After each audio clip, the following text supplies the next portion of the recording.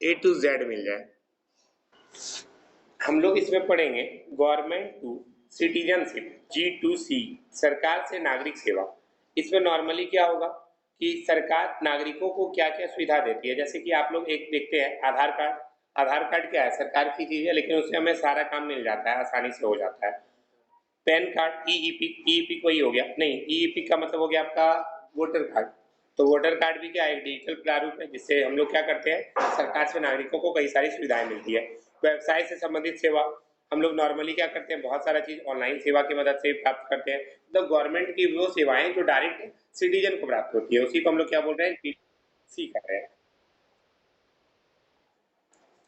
इसके अलावा साइबर अपराध रिपोर्टिंग पोर्टल, बहुत सारा पोर्टल ऐसा है जहां पर आप चाहें तो जा करके अपना रिपोर्ट दर्ज करा सकते हैं। जैसे कि मान लेते हैं हम एफआईआर कराने के लिए गए थानेदार के पास, वहाँ दरोगा बाबू बोले कि नहीं हम आपका एफआईआर नहीं लिखेंगे, तो हम चाहें तो डायरेक्ट ऑनलाइन एफआईआर कर सकते हैं। क्या उसको कोई रोक पाएगा क्या? नहीं कर सकता। तो बहुत सारा चीज में क्या होता है, जो ऑनलाइन काम होता है गवर्नमेंट टू सिटीजन, उस बात पे ध्यान रखा जाता है। हाँ बोलिए। एफआईआर आप ऑनलाइन, उसका वेबसाइट है, आप वहां पर जाकर के सारा ऑनलाइन दर्ज कर सकते हैं। मान लेते हैं मेरा विक्रम से पूरा लड़ाई हो गया, ठीक है, विक्रम पूरा लड़ाई कर दिया, तो उसके बारे में हम गए रिपोर्ट लिखाने के लिए। विक्रम बहुत बड़ा आदमी है, उसके खिलाफ कोई रिपोर्ट लिखा है नहीं, तो हम ऑनलाइन कर सकते हैं। और इसका एक प्रत्यक्ष एग्जाम्पल देते हैं। एक दिन हम देवघर से आ रहे थे, बोकारो से देवघर आ रहे थे, रास्ता में क्या हुआ, गाड़ी नहीं मिल रहा था, हम पैदल आ रहे थे। एक जगह पे एक्सीडेंट हो गया था, बहुत खतरनाक वाला, और जस्ट थाना की जस्ट बगल में था, कुंडा थाना के बगल में। गए हम कनीबाद वाला वो कुंडा थाना, बोले सर वहां पर कोई आदमी मरा पड़ा है, बहुत ज्यादा घायल है। वो पुलिस वाला उठ करके बोला कि कहाँ पे, हम बोले बस वही जमनाजुर पुल के पास। नहीं मेरे अंतर्गत नहीं आता है, नगर थाना के अंतर्गत आता है, हम नहीं जाएंगे। हम बोले अजी कोई मरा पड़ा है, चलिए ना चल करके उसको हॉस्पिटल पहुंचा देते। नहीं, नहीं किया। हमको पूरा खराब लगा। उसके बाद वो लोग, दो आदमी मरा था, कहीं ना कहीं हम भी अकेले थे, तो मुझे डर लग रहा था। फिर हॉस्पिटल भी बगल में गया, हॉस्पिटल वाला भी नहीं देखा, बोला आप पैसा दीजिएगा। अब भाई आप कोई अनजान आदमी के लिए तो हम भी नहीं करेंगे, एक पास सकता है कहीं कहीं। फिर लास्ट में हमको बुरा लगा, तब मैंने 100 नंबर पे डायल किया था। 100 नंबर पे डायल करने के बाद विद इन 20 मिनट, 30 मिनट भी नहीं, तुरंत वही नगर थाना और कुंडा थाना की पुलिस तुरंत पहुंच के उसको उठा करके हॉस्पिटल लेकर के सारा प्रोसीजर करवा दी। क्यों? रीजन ये था कि जब मैंने 100 नंबर पे कॉल किया, वो कॉल मेरा रिकॉर्ड हो रहा था। अगर वो मेरी बात नहीं सुनता तो उस लोग का नौकरी चल जाएगा। बात समझ में आई? तो इसलिए गवर्नमेंट टू सिटीजन सेवा जो है सबसे अच्छी होती है। बात समझ में आया? क्योंकि वहां पर क्या था, ऑनलाइन दर्ज था, वहां पर हमको भगा दिया कि भाई नहीं सुनना है, काम करना ही नहीं है। कौन करे जाके, जान बाबू तुम भी, अभी को बोल दिया बाबू तुम लफड़ा शूटिंग में क्या फंसता, जान घर कहाँ घर हुआ, हम बोले यही देवघर ही, जाओ अगर जुटो का मतलब लफड़ा में पड़ो। तो ऑनलाइन और ऑफलाइन में ये वो सबसे बड़ा अंतर है। तो आप लोग रिपोर्टिंग क्या कर सकते हैं ऑनलाइन, डिजिटल पुलिस पोर्टल। अभी जस्ट मैंने आपको एग्जांपल दिया 100 नंबर का, बहुत जल्दी काम होता है, आप लोग कभी भी यूज कर सकते हैं। ई नागरिक सेवा, ई नागरिक सेवा में वही है, आप लोग पैन कार्ड, आधार कार्ड के लिए ऑनलाइन आवेदन दे सकते हैं, आपका डायरेक्ट घर आ जाएगा।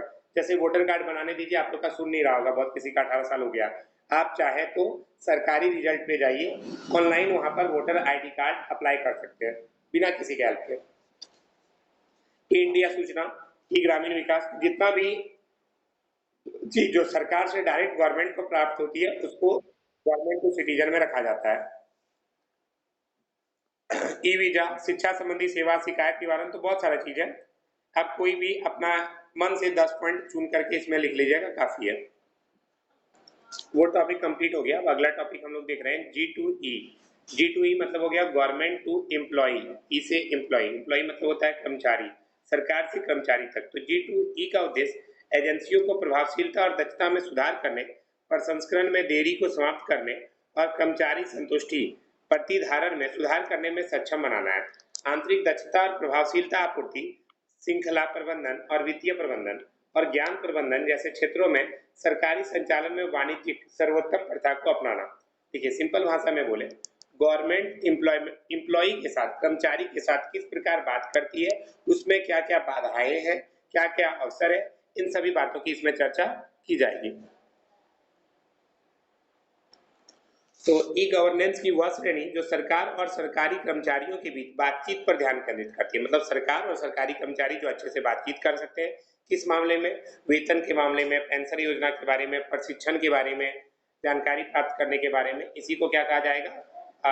गवर्नमेंट टू एम्प्लॉय, यानी सरकारी और सरकारी कर्मचारियों के बीच की बातचीत। इसमें आपका मेनली वही दे रहा है कि किस प्रकार आप क्या करते हैं, कोई भी सरकार जो है अपने कर्मचारियों के साथ कैसे बात करती है उसके बारे में बताया गया है। सरकारी इकाई और उनके कर्मचारियों के बीच तत्कालीन संचार उपकरणों के माध्यम से ऑनलाइन बातचीत ही क्या कहलाती है? G2E कहलाती है। मतलब सरकार क्या करती है, अपने कर्मचारियों को ई लर्निंग प्रदान करती है, उन्हें एक साथ लाने का प्रयास करती है, उनके बीच के ज्ञान को बढ़ावा देने का भी प्रयास करती है। इसी को हम लोग क्या बोलते हैं? गवर्नमेंट टू एम्प्लॉय बोलते हैं, ध्यान रखिएगा। यानी कि गवर्नमेंट टू एम्प्लॉय, ध्यान रखिएगा। अब आता है गवर्नमेंट टू बिजनेस, G2B। तो G2B क्या है? सरकार से बिजनेस तक, इसके बारे में जोड़ने का काम किया गया है कि सरकार किस प्रकार बिजनेस से जोड़ती है। बहुत सारा सेक्टर में सरकार क्या करती है? डायरेक्ट बिजनेस सेक्टर वाले से बात करती है, जैसे कि सोना और चांदी के दामों में कितना उतार चढ़ाव होगा, इन सब बातों की चर्चा इसके अंतर्गत की जा सकती है। G2B में क्या आता है? सरकारी एजेंसियों के साथ किसी व्यवसाय के संबंधों का किसी भी कंपनी की सफलता पर महत्वपूर्ण प्रभाव पड़ता है या मुख्य रूप से इस बात पर निर्भर होता है कि विभिन्न स्तरों पर राज्य निकायों के साथ काम कितने पेशेवर तरीके से आयोजित किया जाएगा और सरकारी निकायों द्वारा प्रक्रियाओं को कितनी अच्छी तरह से बनाया जाता है। जैसे कि जब देवघर एयरपोर्ट की अगर बात करें, वहाँ पर जितने भी लोगों को काम दिया गया, बहुत सारे बाहरी लोगों को काम दिया गया, तो इस बारे में लेकर के बहुत सारे लोगों ने आलोचना भी की कि यहाँ के स्थानीय लोगों को काम दिया जाना चाहिए।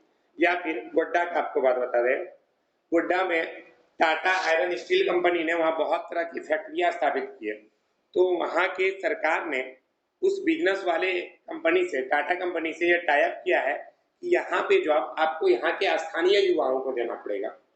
तो गोड्डा में जितना भी लोग रहते हैं ना, लगभग सब कोई उस कंपनी में काम करते हैं। और अगर मान लीजिए कोई आदमी काम नहीं जानता है तो उसको काम सिखाया जाता है टाटा कंपनी के द्वारा, बाद में उससे पैसा ले लिया जाता है। जब आप काम कीजिएगा तो आपका पैसा ले लेगा। तो ये हुआ गवर्नमेंट टू बिजनेस। बात समझ में आया? आगे बढ़ते हैं।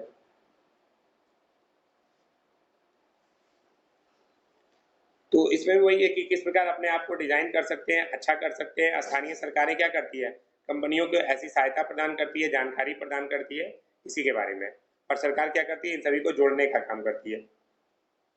यहाँ पर देखिए एक एक लाइन में सबको डिटेल में बता दिया गया है। सरकार से सरकारी एजेंसियों के बीच डाटा साझा करना, सरकार से व्यवसाय, भुगतान, वस्तु सेवाओं का लेन देन, सरकार से नागरिक, G2C, यानी कि कार्यक्रम का उद्देश्य नागरिकों को फायदा पहुंचाना और उसे जोड़ना। G2E सरकार से कर्मचारियों को जोड़ना। ठीक है, तो इस प्रकार आप लोग का ये टॉपिक पूरा कंप्लीट हो जाता है कि ई गवर्नमेंट क्या है। अब किसी को कुछ पूछना है तो पूछ सकते हैं।